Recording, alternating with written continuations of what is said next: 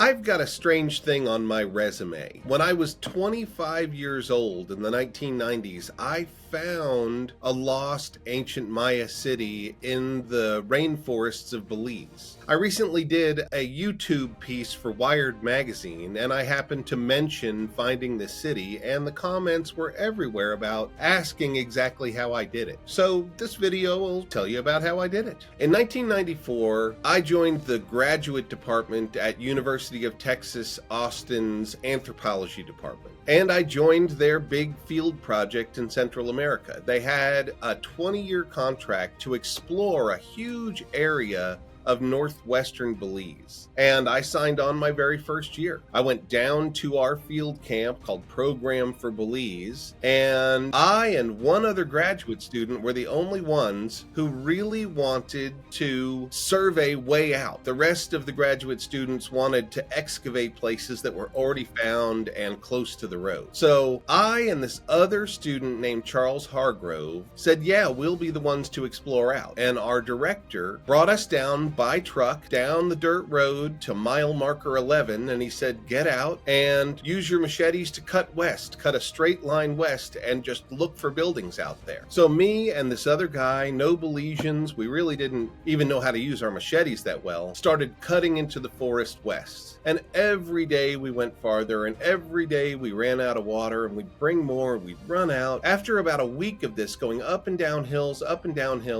we found an old, overgrown dirt road. It was actually a British logging road from almost 100 years prior, but you could still see it, and an abandoned British logging road wagon right on the side of the road, right where we happened to intersect it. And this was actually a little deflating because we were looking for ancient ruins, not English trash, so we were upset about that, but we looked around a little bit because we were finally in a flat place. And we found a little Maya ancient house there. So we mapped that in, but then we kept going, and we kept our western transect going over another hill until we ran into another British logging road. But there were a bunch more ancient buildings. So I said, hey, let's follow this road. And we followed it backwards, and it ended up hitting where we first hit it with our western transect. So we connected the road there, and in that process, we were in a little valley with about 30 buildings. So we actually did accidentally find Maya Village looking at a British logging road. The season continued in a similar fashion. We continued that western transect, and it hit the road a couple more times, and we also found 3 other villages. It was a successful season, but I walked away thinking we should be following this British logging road, not just cutting a path straight through the jungle. So I went back home to Texas at the end of that summer, and I was determined to keep searching further out into this unknown place. We had already found 4 villages. Wow, what else could I find out there? So I went home and I looked for topography maps of that area. And that was back in the days when there wasn't any internet. I had to call people in Belize and have them shipped to me. But once I got a topo map of the whole region and started looking at it, I found mile marker 11. I penciled in where we had already been, and I realized that there were these little dashed lines in this topo map that must have been transferred from old maps, but some of them were definitely the British logging roads we found. So I came up with the strategy that we should use those British logging roads to get deeper and deeper in. And as I looked at the map and tried to see,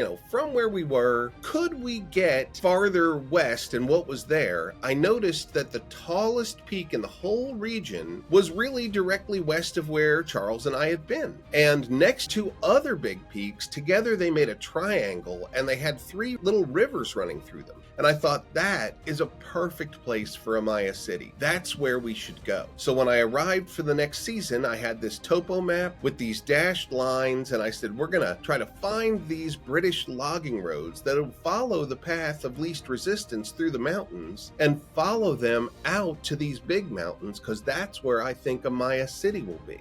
For the 1995 season, I came back as now a project director for that western transect and looking for buildings. We had found 4 villages, so it was a project worth continuing. The project director assigned me 6 or so students every day, and we went out and just cut with machetes through the jungle. I rejected the idea that we were going to cut a straight line through the jungle. It was too hard. We went up and down over hills. If we just followed these logging roads, they always went through the path of least resistance. The trick was, what was a logging road? Sometimes they were totally overgrown, we couldn't even see them. And also, where were they going? They weren't all on my map, especially the more ephemeral ones. So we just kept following these logging roads, and every time we came to a fork, we'd take whichever was the more western direction, because that's where I wanted to go out. And so we hiked and hacked and hiked and hacked. Along this British logging road, we did find 2 other villages. And right when we got to a 3rd village, it had a strangely large building. It had a pyramid that was 5 meters tall. So about,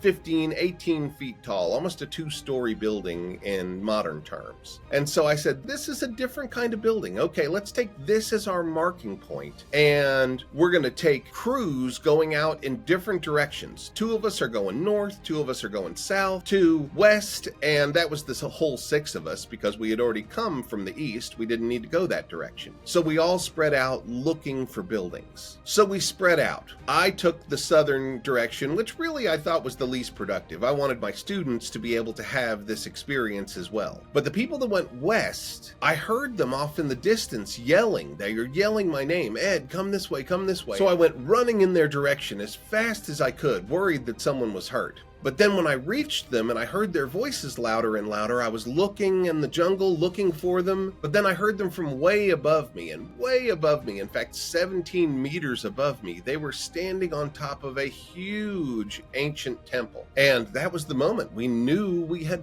found a city. So I put my partner with them. All 3 of them were up on top of the temple, and I went looking for the last 2 people that had gone north. I found them and I quickly brought them back to the temple. But I was so excited that I wasn't cutting. I was just kind of moving through the forest, and I put my head under a palm leaf that had a big wasp nest in it, and they covered my head and covered my hair. My head was in such pain and numb, but I just kept going, and I brought us up to the top of the temple where we all stood there just looking at what we had done. And I said, all right, we're going to take a breath, we're going to take some lunch, and then we'll explore this place. Soon as I said that, a bunch of howler monkeys descended in the trees over us while we stood on top of this temple and just yelled at us and continued to yell at us all the way through our lunch. So after lunch, I say, well, we came from that side of the temple, and there was no plaza there, so the other side must have the temple. We scurried down there, and sure enough, we were in a 100 by 100 meter plaza. Again, we split up. I said, you guys go across, you guys go north, we'll go south. The guys across, they immediately yelled there was another pyramid there. So did the guys to the north, another pyramid. My part to the south, I found a big ball court, and then next to it was a building that looked like some sort of elite residence. So there we were. The whole time, this monkey troop was following us and yelling and throwing things. And so when we finally realized that we had actually found a bona fide lost Maya city, I thought, well, this is the home of these monkeys, not us. So when I was asked to give it a name, I called it Mash Na, which means in Maya, monkey house. So I'm 25 years old, and I have done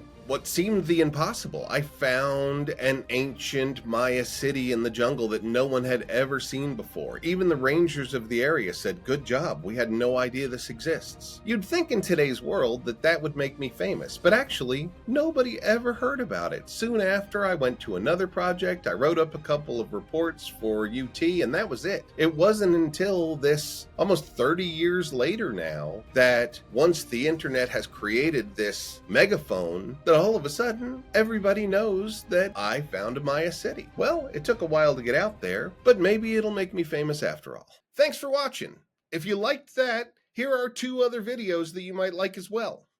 Please feel free to ask me questions down below in the comments, and I will answer all of those the best I can, and I'll pick a few for a monthly answer, a long form answer in a video. So, thanks.